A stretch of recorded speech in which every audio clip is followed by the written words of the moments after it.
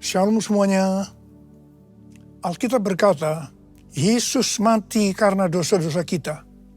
Dia dikuburkan, tapi pada hari yang ketiga dia dibangkitkan. Haleluya.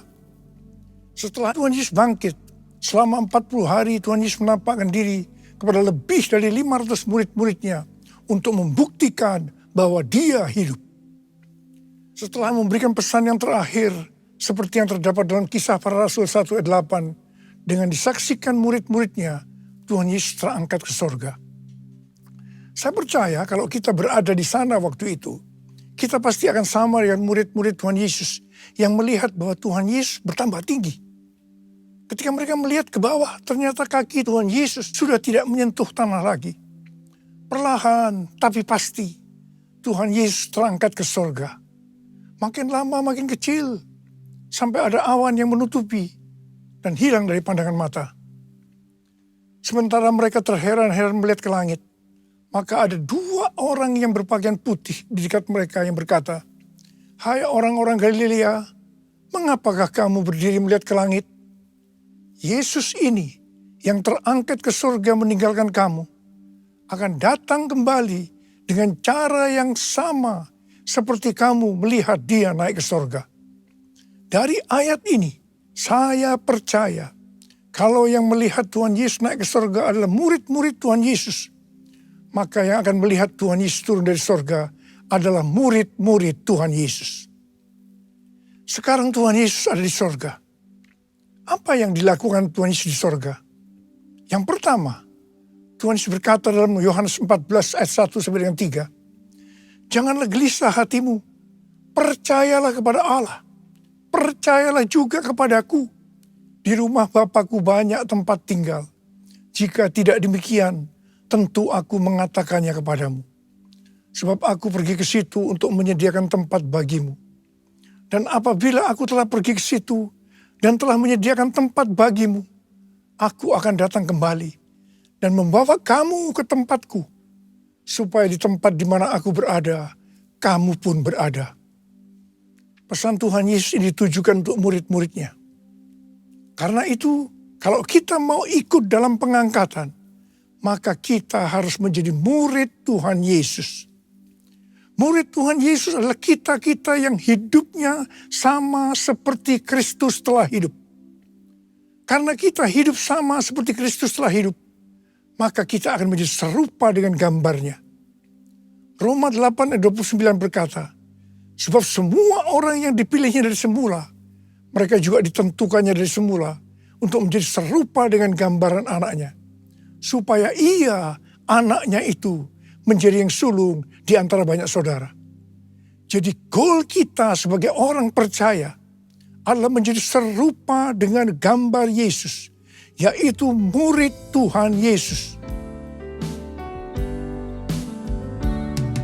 Menjadi seperti Kau, Yesus, menjadi seperti Kau, Yesus, menjadi sempurna dalam seluruh hidupku, dalam seluruh hidupku, dalam seluruh hidupku.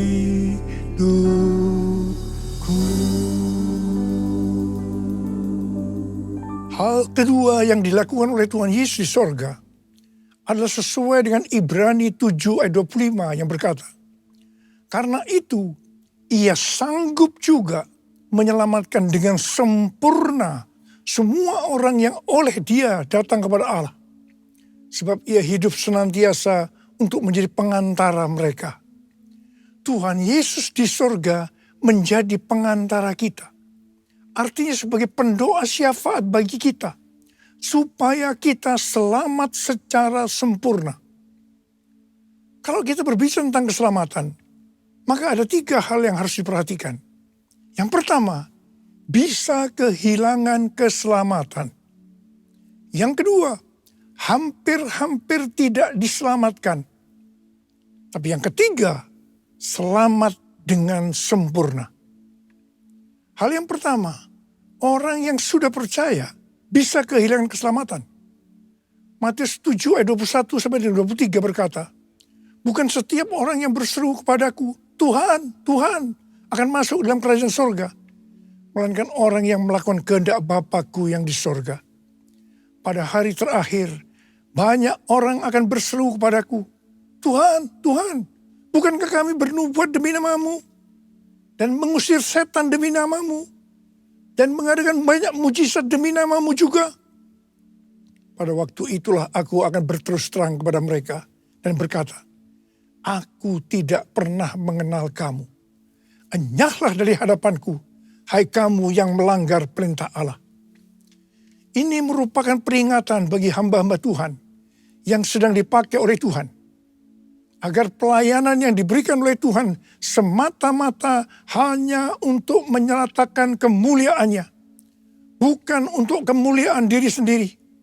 Bukan untuk mencari keuntungan pribadi. Bukan untuk popularitas, di mana ini bisa mengakibatkan hilangnya keselamatan.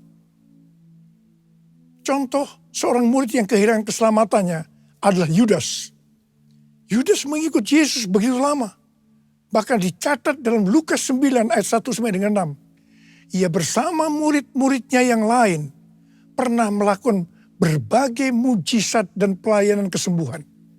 Namun ia akhirnya memilih meninggalkan Tuhan. Maka hilanglah keselamatannya. Hal yang kedua, mengenai hampir-hampir tidak diselamatkan. 1 Korintus 3 ayat 10 sampai dengan 15 berkata, bahwa kita membangun hidup kita ini dengan dasar Yesus Kristus. Pertanyaannya, bahan apa yang kita gunakan untuk membangun kehidupan kita ini? Apakah dengan bahan emas, perak, batu permata, ataukah dengan bahan kayu, rumput kering, atau jerami? Semua ini akan nampak pada hari Tuhan, saat pekerjaan kita diuji dengan api. Jika pekerjaan kita tahan uji, artinya tidak terbakar karena terbuat dari bahan emas, perak, dan batu permata, maka kita akan mendapat upah. Tetapi sebaliknya, kalau pekerjaannya itu terbakar karena bahan yang digunakan adalah kayu, rumput kering, atau jerami, maka akan menderita kerugian. Selamat sih selamat, tetapi seperti keluar dari dalam api. Artinya, hampir-hampir tidak diselamatkan. Hampir-hampir tidak diselamatkan dapat diartikan. Yang pertama, kehilangan upah atau pahala. Yang kedua, kedudukan yang rendah di sorga. Dan yang ketiga, kehilangan kesempatan pelayanan dan kekuasaan di sorga. Yang keempat, kehilangan kemuliaan dan kehormatan di hadapan Allah. Mari, saya akan ajak saudara-saudara untuk memperhatikan dengan serius pekerjaan pelayanan kita. Juga termasuk kualitas kehidupan kita. Jangan menjadi orang Kristen yang acuh tak acuh. Agar kita mendapatkan upah di sorga. Yang mau katakan amin. Tuhan Yesus berada di sorga. Untuk mendoakan kita. Agar mendapatkan keselamatan yang sempurna. Bukan untuk kehilangan keselamatan. Atau bukan hampir-hampir tidak diselamatkan. Supaya doa Tuhan Yesus ini terjadi. Maka sesuai dengan 2 Petrus 1 ayat 5 sampai 11. Dikatakan bahwa kita harus dengan sungguh-sungguh berusaha. Dengan sungguh-sungguh berusaha. Untuk menambahkan kepada iman kita kebaikan. Artinya berbuat baik. Kemudian ditambahkan lagi pengetahuan. Kemudian tambahkan lagi dengan penguasaan diri. Tambahkan lagi dengan ketekunan. Tambahkan lagi dengan kesalehan. Yang artinya hidup kudus. Tambahkan lagi kasih akan saudara-saudara seiman. Dan tambahkan lagi kasih akan semua orang. Kalau kita melakukan ini semua dengan sungguh-sungguh, maka kita akan lebih mengenal Tuhan Yesus Kristus. Dan kita tidak akan pernah tersandung. Dengan demikian, kita akan dikaruniakan hak penuh untuk memasuki kerajaan kekal, yaitu kerajaan Tuhan dan Juru Selamat kita, Yesus Kristus. Yang artinya kita mendapatkan keselamatan yang sempurna. Haleluya! Besar anugerah-Mu, berlimpah kasih-Mu, semakin hari semakin bertambah. Besar anugerah-Mu, besar anugerah-Mu, berlimpah kasih-Mu, semakin hari semakin bertambah. Besar anugerah-Mu, besar anugerah-Mu.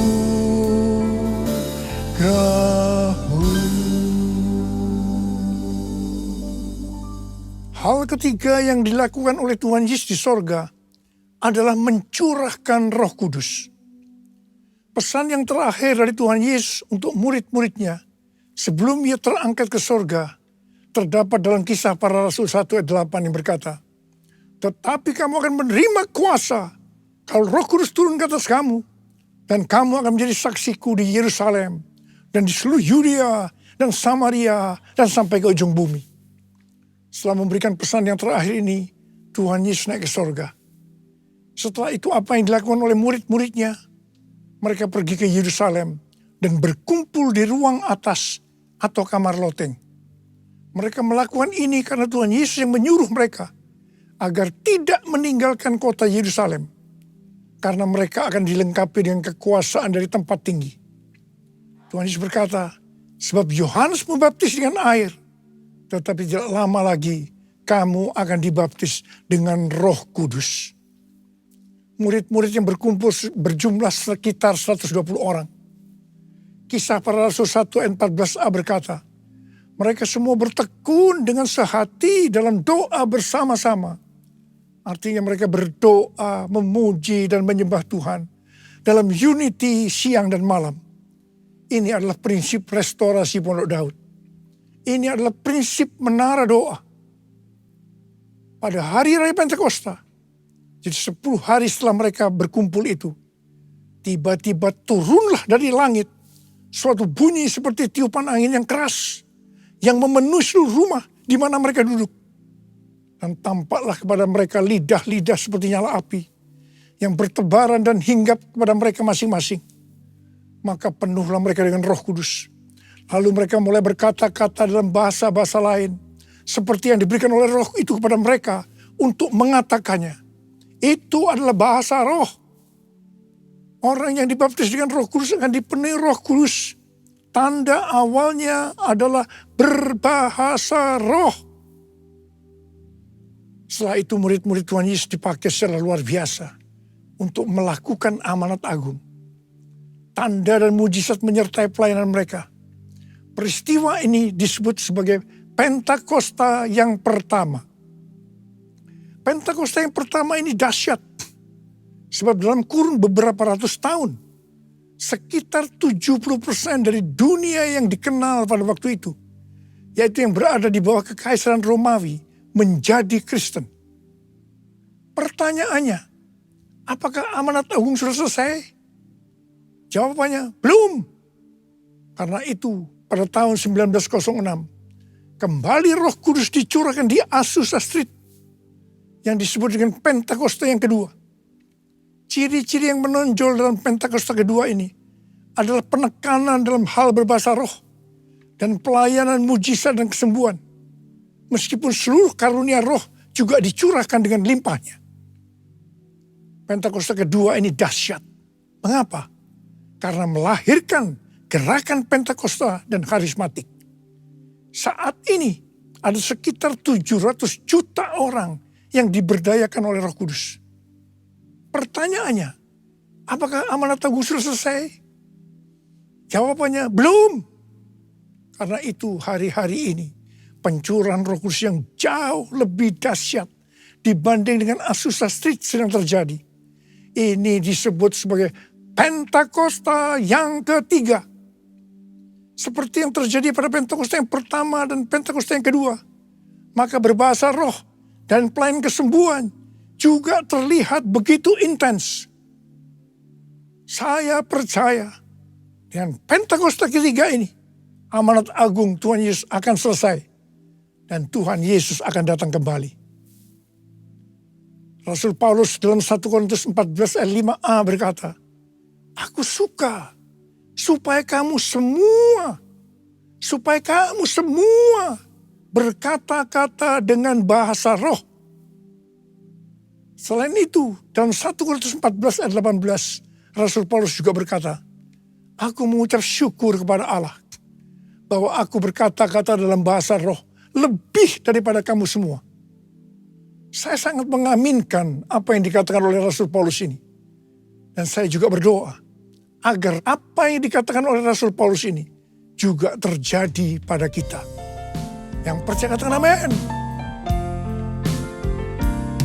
Ku buka hati untuk Roh-Mu Tuhan. Ku buka hati menyembah-Mu Yesus. Jamalah kami, penuhi kami dengan kuasa Allah Maha Tinggi. Dengan kuasa Allah Maha Tinggi. Dengan kuasa Allah Maha Tinggi. Apa yang terjadi kalau kita berbahasa roh? Yang pertama, kita akan lebih berani bersaksi tentang Yesus. Kita ingat Petrus, di mana sebelum dia dibaptis Roh Kudus dengan tanda awal berbahasa roh, dia pernah menyangkal Yesus sebanyak 3 kali sebelum ayam berkokok.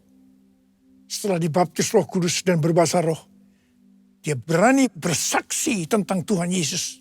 Tidak peduli disesah dan dipenjara. Yang kedua, kalau kita berbahasa roh, maka sesuai dengan 1 Korintus 14 ayat 4a, dikatakan, siapa yang berkata-kata dalam bahasa roh, ia membangun dirinya sendiri. Yang artinya, kalau kita berbahasa roh, kita akan membangun iman kita. Yang ketiga, kalau kita berbahasa roh, kita akan lebih merasakan hadiratnya dan lebih intim dengan dia. Karena ketika kita berbahasa roh, kita berkata-kata kepada Allah, bukan kepada manusia. Dan yang keempat, kalau kita berbahasa roh, kita akan berdoa lebih lama lagi.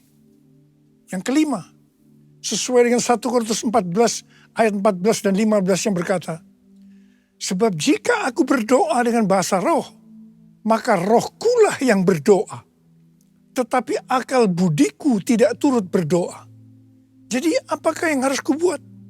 Aku akan berdoa dengan rohku, tetapi aku akan berdoa juga dengan akal budiku. Aku akan menyanyi dan memuji dengan rohku, tetapi aku akan menyanyi dan memuji juga dengan akal budiku. Jadi kalau kita menghendaki agar roh kita berdoa, menyanyi dan memuji, maka kita harus berbahasa roh. Sedangkan kalau dengan akal budi atau jiwa, maka kita harus menggunakan bahasa yang kita mengerti. Mari, bagi yang mau melakukan, katakan bersama saya, amin. Sekarang Tuhan Yesus berada di sorga, duduk di sebelah kanan Allah Bapa. Dan Tuhan Yesus berpesan kepada kita, aku datang segera. Aku datang segera. Waktu Tuhan Yesus ditanya oleh murid-muridnya, apa tanda kedatanganmu dan tanda kesudahan dunia ini? Salah satu jawabannya seperti yang tertulis dalam Matius 24:14. Dan Injil kerajaan ini akan diberitakan di seluruh dunia, menjadi kesaksian bagi semua bangsa. Sesudah itu barulah tiba kesudahannya. Karena itu, Tuhan memberikan tugas kepada kita sebagai murid-muridnya untuk menjadikan semua bangsa itu menjadi murid Tuhan Yesus. Ini adalah amanat agung dari Tuhan Yesus. Salah satu visi dari Empower 21, bahwa pada waktu Pentakosta tahun 2033, setiap orang akan mendapatkan kesempatan untuk berjumpa secara autentik dengan Tuhan Yesus melalui kuasa dan kehadiran Roh Kudus. Rick Warren dari aliran Baptis mendapatkan bahwa tahun 2033 adalah goal untuk menyelesaikan amanat agung. Karena itu, mari kita perhatikan dengan sungguh-sungguh satu dekade ke depan. Dari tahun 2024 ini ke 2033.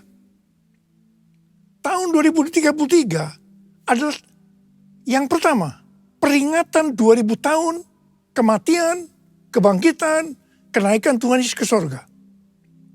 Tahun 2033 adalah peringatan pencurahan Roh Kudus, yang berarti peringatan ulang tahun gereja yang ke-2000. Peringatan 2000 tahun diberikannya amanat agung. Untuk bisa menyelesaikan amanat agung, tidak bisa dengan kekuatan sendiri, tapi harus dengan kuasa Roh Kudus. Karena itu saudara harus penuh dengan Roh Kudus. Saudara harus penuh dengan Roh Kudus. Ada berapa banyak di antara saudara yang rindu untuk dibaptis Roh Kudus dengan tanda awal berbahasa roh? Angkat tangan saudara. Penuhiku, penuhiku dengan hadirat-Mu. Urapiku, urapiku dengan minyak kudus-Mu. Penuhiku, penuhiku dengan hadirat-Mu. Urapiku, urapiku dengan minyak kudus-Mu. Terima, terima pengurapan Roh Kudus, terima pengurapan, terima, diurapi Roh Kudus. Terima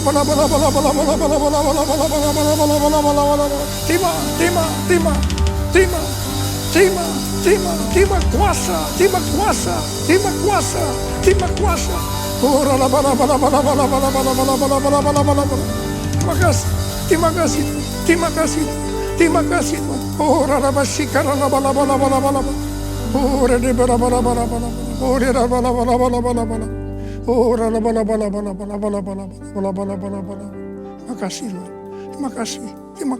Terima kasih. Terima kasih.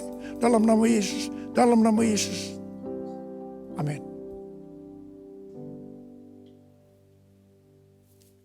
Kita akan masuk dalam perjamuan kudus. Kita akan mengingat ayat ini. Sebab setiap kali kamu makan roti ini dan minum cawan ini, kamu memberitakan kematian Tuhan sampai Ia datang. Perjamuan kudus adalah perjamuan Tuhan Yesus sendiri. Setiap kali kita masuk dalam perjamuan kudus, Tuhan Yesus selalu berkata, biarlah ini menjadi peringatan akan aku.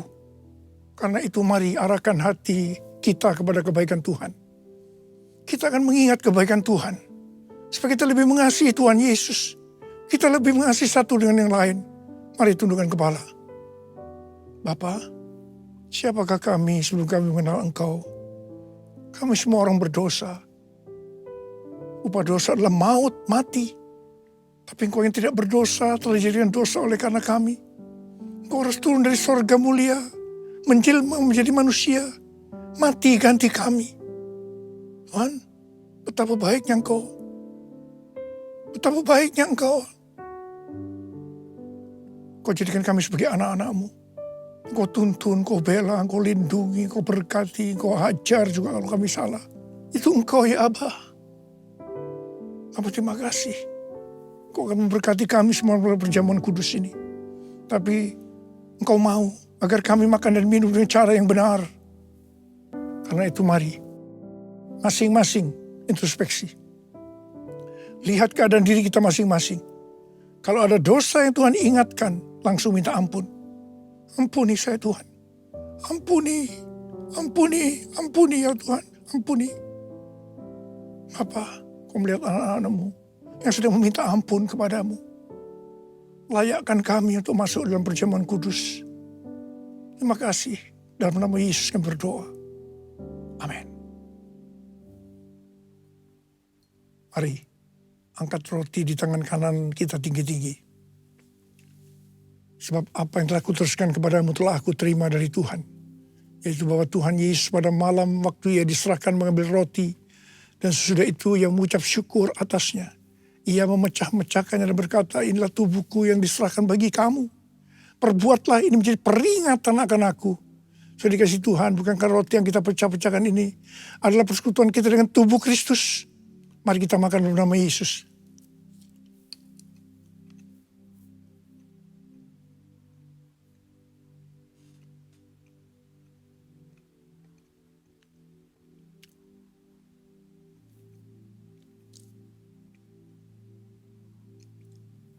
Angkat cawan di tangan kanan kita tinggi-tinggi. Demikian juga ia mengambil cawan sudah makan lalu berkata, cawan ini adalah perjanjian baru yang dimeteraikan oleh darahku. Perbuatlah ini setiap kali kamu meminumnya menjadi peringatan akan aku. Sudah dikasih Tuhan, bukan cawan pengucapan syukur. Yang atasnya kita ucapkan syukur adalah persekutuan kita dengan darah Yesus. Mari kita minum dalam nama Yesus.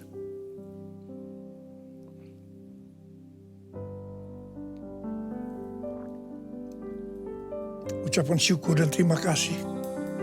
Dengan suara, jangan diam. Tuhan terima kasih ya Tuhan. Tuhan terima kasih ya Tuhan. Terima kasih ya Tuhan. Terima kasih ya Tuhan. Terima kasih ya Tuhan. Terima kasih.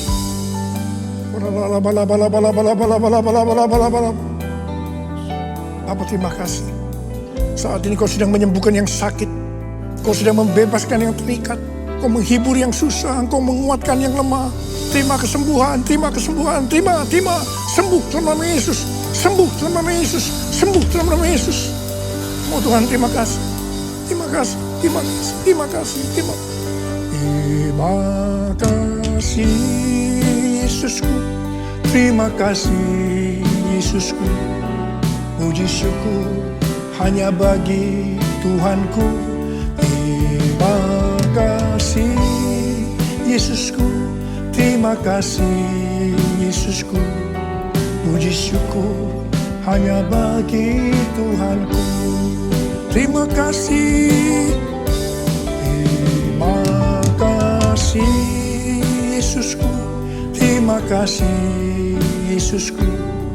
Puji syukur hanya bagi Tuhanku. Terima kasih Yesusku, terima kasih Yesusku. Puji syukur hanya bagi Tuhanku. Puji syukur hanya bagi Tuhanku. Puji syukur hanya bagi Tuhanku.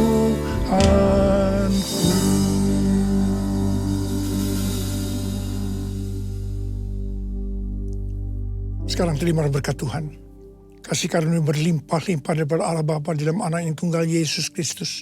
Persekutuan yang manis dengan Roh Kudus menyertai kita semua. Mulai hari ini sampai Tuhan datang menjemput kita di awan-awan. Dan bahkan sampai selama-lamanya. Yang percaya bersama-sama katakan, amin. Sebab Dia baik, Dia sungguh baik. Kasih setianya untuk selamanya. Sebab Dia baik, Dia sungguh baik. Kasih sebab Dia baik, oh, sebab Dia baik, Dia sungguh baik. Kasih setianya untuk selamanya.